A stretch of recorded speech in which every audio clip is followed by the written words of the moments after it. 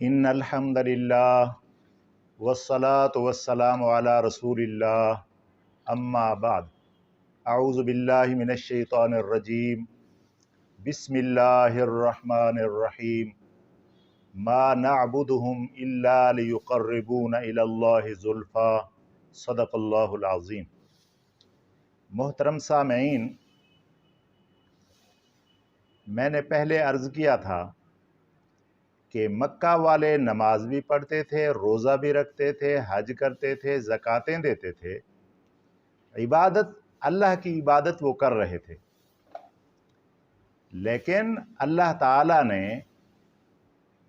ان کے پاس حضرت محمد الرسول اللہ صلی اللہ علیہ وآلہ وسلم کو بھیجا عبادت کا صحیح مفہوم سمجھانے کے لیے اور یہ بتانے کے لیے کہ عبادت صرف اللہ کی جائے۔ وہ اللہ کی عبادت بھی کرتے تھے اور بیت اللہ میں جو 360 مورتیاں رکھی ہوئی تھی ان کی عبادت بھی کرتے تھے۔ اللہ کا قرآن سورۃ زمر میں خود اللہ فرماتا ہے کہ وہ کہتے تھے ما نعبدهم الا لیقربونا الی اللہ زلفا، ہم ان کی عبادت اس لیے کرتے ہیں کہ یہ ہمیں اللہ کے قریب کر دیتے ہیں، یعنی وہ خود اعتراف کر رہے ہیں کہ ہم عبادت کر رہے ہیں۔ وہ جو ان کے ساتھ معاملات کرتے تھے وہ بھی سمجھتے تھے کہ ہم عبادت کر رہے ہیں، اور وہ معاملات ان کے ساتھ کیا کرتے تھے۔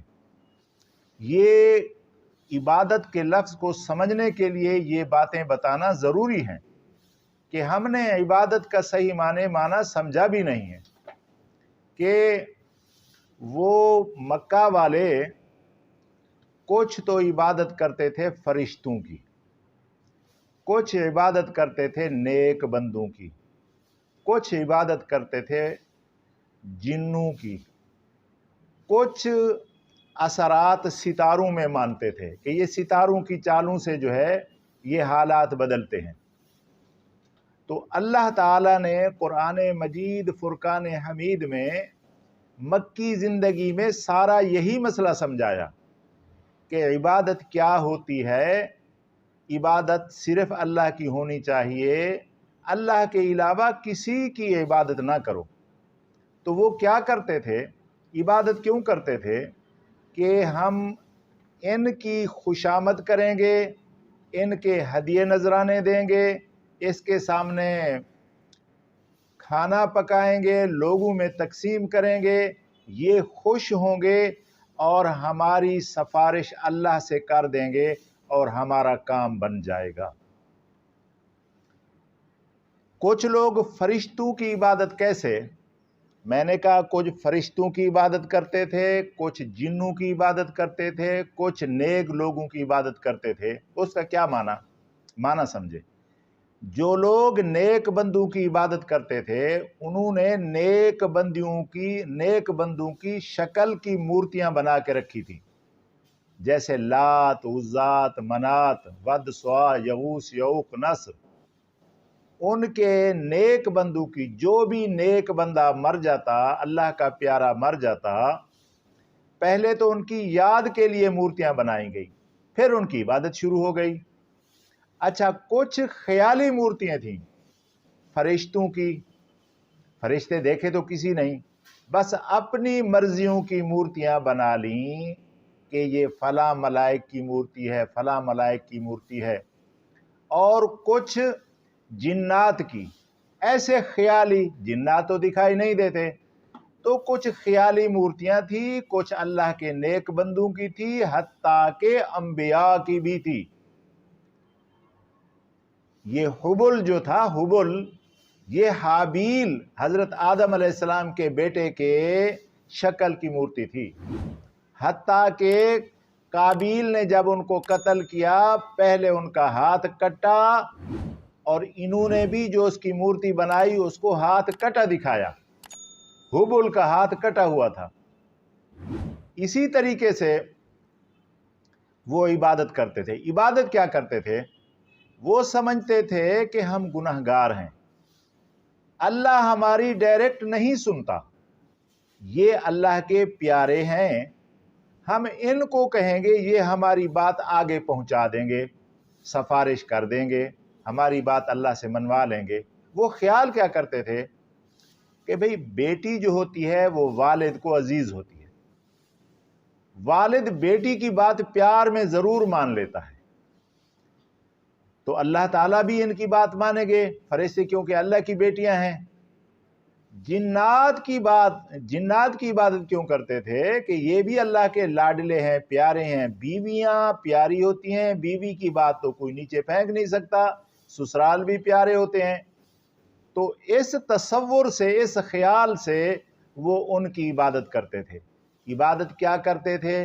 ان کے سامنے بیٹھ کر ان کو پکارتے تھے، میری فلاں مجبوری ہے، میری فلاں ضرورت ہے، میری فلاں حاجات ہے، میں اس مشکل میں ہوں، یہ دے دے وہ دے دے، یہ ان کی عبادت تھی۔ اور ان کو راضی کرنے کے لیے ان کے سامنے بکرے چھترے ذبح ہوتے تھے، دیگیں پکتی تھیں، اور جناب اعلیٰ لوگوں میں تقسیم کرتے تھے اس کے سامنے کہ یہ دیکھ رہا ہے، یہ ہمارے اس ہدیہ نذرانوں سے خوش ہوگا اور اللہ تعالیٰ سے ہماری سفارش کرے گا۔ اچھا، کچھ کا نظریہ یہ بھی تھا کہ بڑے بڑے کام تو اللہ کرتا ہے، لیکن چھوٹے چھوٹے کام اللہ نے کچھ اختیارات دیے ہیں چھوٹے چھوٹے کاموں کے، کہ چھوٹے چھوٹے کام یہ بھی کر دیتے ہیں کہ اللہ تعالیٰ کو بہت سے کام کرنے پڑتے ہیں، بڑے ہستی بڑے کام کرتی ہے، چھوٹے کام نہیں، تو چھوٹے کام ان کے حوالے کیے ہوئے ہیں۔ تو وہ یہ بھی عقیدہ رکھتے تھے، اس کو وہ عبادت جانتے تھے، خود کہتے تھے ما نعبدہم، ہم ان کی عبادت کرتے ہیں، اور اللہ نے بھی ان کے اس افعال کو، اس فعل کو، اس کام کو عبادت فرمایا، اور ہمیں منع فرمایا کہ کسی کی، میرے علاوہ کسی کی عبادت نہ کرو، صرف میری عبادت کرو۔ یہ ہے عبادت کا معنی۔ اور دوسرا معنی جو آج ہم سمجھتے ہیں، ہم نے نماز روزہ کو عبادت سمجھا ہوا ہے، اور جہاں قرآن میں پڑھتے ہیں اللہ فرماتا ہے صرف میری عبادت کرو، تو ہم خوش ہو جاتے ہیں، ہم اللہ کی عبادت کر رہے ہیں، نماز تو پڑھ رہے ہیں، روزہ رکھ رہے ہیں، صدقہ خیرات کر رہے ہیں، زکوٰۃ دے رہے ہیں، عمر حج کر رہے ہیں، عبادت تو کر رہے ہیں، لیکن اللہ تعالیٰ جو عبادت چاہتے ہیں وہ اور ہے۔ اس کو شریعت کی زبان میں فرائض بھی کہتے ہیں، اور عبادت بھی ہیں یہ، لیکن عبادت صرف یہ نہیں ہے، عبادت کا مفہوم بہت وسیع ہے، اس لیے اس لفظ کو سمجھنا ہوگا کہ عبادت کیا ہے۔ عبادت کا معنی یہ ہے، پہلے بھی شاید عرض کیا ہے، اب مختصر عرض کر دیتا ہوں، کہ کسی ہستی کو غیب دان سمجھ کر، قدرت مند سمجھ کر، اس کی رضا اور خوشنودی کے لیے جو کام بھی کیا جائے وہ عبادت ہے، جو کام بھی کیا جائے وہ عبادت ہے۔ تو عبادت کے معنی کو سمجھنا ہوگا۔ اگلے پروگرام میں انشاءاللہ ہم اس کی مزید تفصیل کریں گے۔ وآخر دعوانا ان الحمد للہ رب العالمین۔